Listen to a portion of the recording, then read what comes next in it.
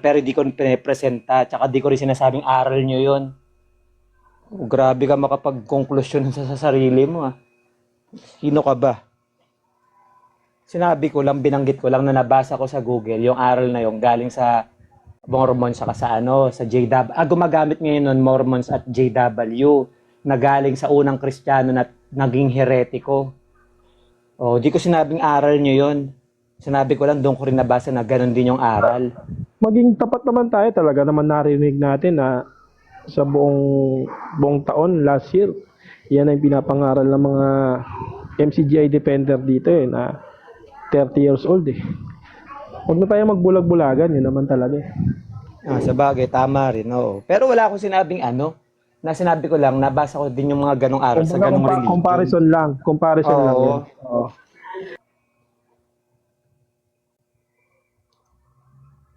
Sa napansin ko na walang batang pwedeng mangaral sa Israel. Question lang, Israel ba o Jerusalem? Tapos bukod doon yung kina-counter nila na kung yung bata na yon nandun na yung Kristo, dapat daw hindi lumalaki sa karunungan. May panahon naman sa Lucas 2:47. Ganito. Dali lang, bro.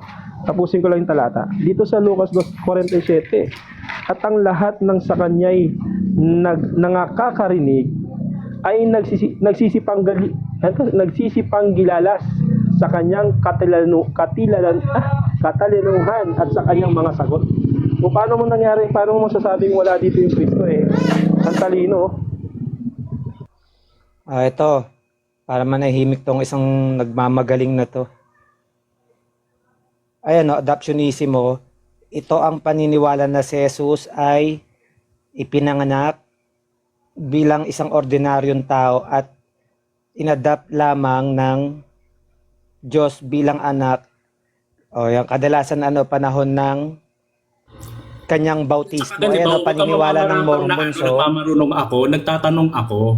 Ba't pinaglalatag mo pa ako? Binanggit ko lang naman yun. Ayan, i-search mo. Naandito ka, oo nga, kasi nandito ka, hindi pwedeng nagsasalita ka lang ng kung ano-ano. Sinabi ko lang na nabasa ko nabasa ko pag na-search mo. Kaya sinabi ko kung saan yung referensya. Ba't mo sinabi nagmamarunong ako? Ayan, sinabi mo, pinipresenta ko, sinabi ko lang nabasa ko. Hindi ko pinatototohanan yan, hindi ko rin pinamamalian. Nabasa mo dito. Harap-harapan, sampal mo sa mukha mo. Sampal mo sa mukha mo, ayan, adoptionism, Mormon Church, Mormon Church, ayan, tapos meron ka pa. Masyadong binanggit ko lang na medyo hawig doon sa aral ng Mormon. Kaya nga nagtanong ako, di ba, nasaan? Ayan, kanina ko pa sinasabi sa iyo. Sabi ko, na-search ko lang sa Google. Bro Aaron, na-search ko lang. Malaking tanong dito, di ba bumanat siya kanina, unang pasok niya. Ako, MCJ ako, pero hindi ko alam yung aral na yan. Bakit di mo alam? Yun ang tanong. Kaya nga, tas kasi, nagtatanggol na. Okay na. Kasi nabautismohan lang naman ako 5 years ago. So meron kung nangangaral na ang kapatid na Soriano noon, matagal na, mga 40 years ago. So maaabutan ko pa ba yung mga aral na yun? Kayo hindi nyo rin naabutan yung first century eh. Kasalanan mo yan. Dapat tanong mo yan sa hindi ko kasalanan yun. Hindi ko kasalanan yun. Kasalanan mo dahil gusto mo sabi. Tingnan mo. Umanid ka dyan, kulang yung aral mo. Paratang na naman yan, kasalanan ko. Hindi, kasalanan mo yan. Kulang pala yung aral na inaniban mo. Tapos ngayon magtatanong. Paano kasalanan ko? Sige, paano kasalanan ko? Hindi, kasalanan mo. Kulang yung... Kasalanan ko, obligado ba ako na alamin ko lahat-lahat? Natural. Pumasok ka, hindi mo alam yung ano mo.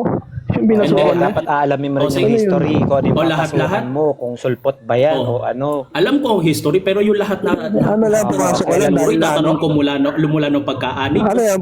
Pumasok ka lang dahil ano? Ikaw, itatanungin kita lahat ng aral nyo mula nung kauna-unahan pa. May sasagot ka sa akin.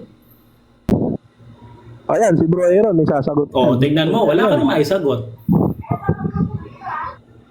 Alam mo rin saan galing yung iglesia nyo. Ganun yung sinasabi ni Charong ko. Hindi naman niya sinasabi alamin mo lahat.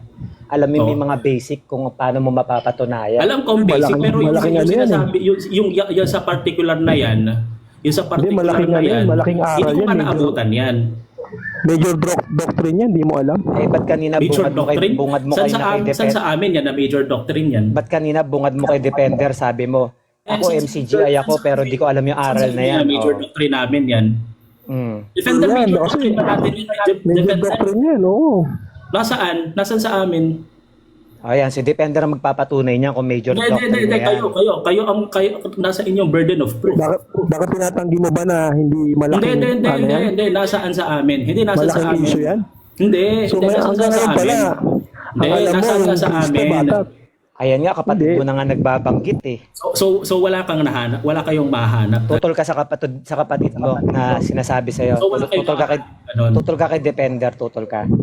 Kung wala kayong mahanap, Hindi, tutol ka nga kay Defender, tutol ka. wala kayong mahanap. Tutol ka nga kay Defender. Ba't yung minumute? Hindi. Kasi nga, tinatanong ka, tutol ka ba kay Defender? O nga nagtatanong kasi sabi, major doctrine, nasan sa amin yan? Ayun nga, binanggit nga ng kapatid mo, tutol ka sa kapatid mo.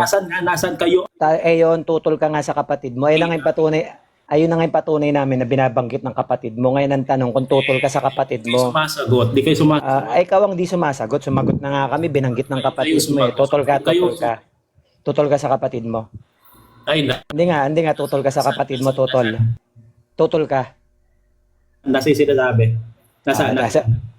Sige, tanong ka ulit kay Defender. Defender, di ba, aral nyo yan? Major doctrine na yun.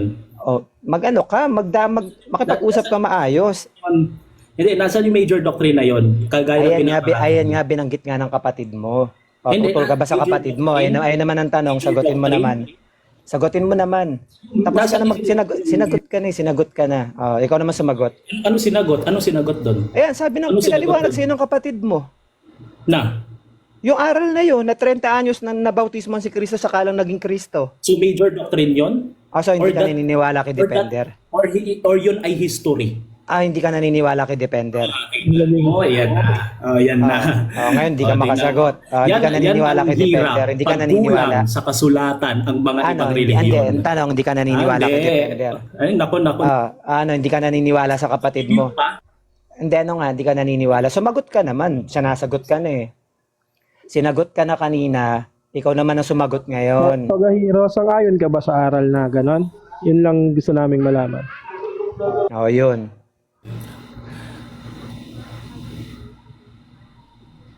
Ayun lang naman yung tinatanong sa'yo kung sang-ayon ka doon sa binanggit ng kapatid mo na ganong Tingnan aral. nyo, doctrine at kasaysayan, hindi nyo alam. Yan layo ng sinasabi mo. Tinatanong ka lang kung sang-ayon ka sa ganong aral. Para namang alam mo yung 30 years old. Parang alam mo naman yung 30 years old. Major doctrine, nasaan sa major doctrine namin? Bakit hindi mo tatanggapin na hindi medyo yan? Hanap mo kami major doctrine nyo, sulpot lang kayo. Saan ba makikita? May archive ba kayo? Yung meron rin subulpot after nung kay San Pablo eh. Di inaamin mong sulpot kayo. Ano sa hulihan eh. Inaamin mong sulpot kayo. Meron after nung kay San Pablo. Hindi, inaamin mo nga sulpot kayo. Eh kayo sulpot. Di ba? Sabi mo, meron din namang sumulpot. Di ibig sabihin, sang-ayon siya na may sumulpot. Catholic Di inaamin mong sulpot kayo. Ang Catholic sulpot rin. Ay, sulpot kayo, no? Okay na. Nice one, no? Nice one. Wala, ito. Ayos ano? Ayos ano? Pinaliwanag na ng kapatid niya, tapos tinatanong lang kung sang-ayon siya dun. Tapos hanapan ka major doctrine. Kailan ka nakakita ng major doctrine ng mga sulpot? Alang ya talaga. Sabi niya ako, MCGI ako, Defender, pero wala ako narinig na ganyang Balik tayo sa aral. usapan kanina. Sa usapan kanina, balik tayo. Meron ako dong susuriin kay Defender eh. Sige, Martin. Kasi sabi niya, ikaw na. yung salita daw, hindi daw si Jesus yun eh. Kasi ang nasasabi dun sa... Wala na ako, may hinahin dito eh. Hindi, wow. Kasi ang nasasabi dun sa dun sa Juan 14, ay dun sa Juan 1:14, at nagkatawang tao ang berbo at tumahan sa gitna natin at nakita namin ang kanyang kalawalhatian, gaya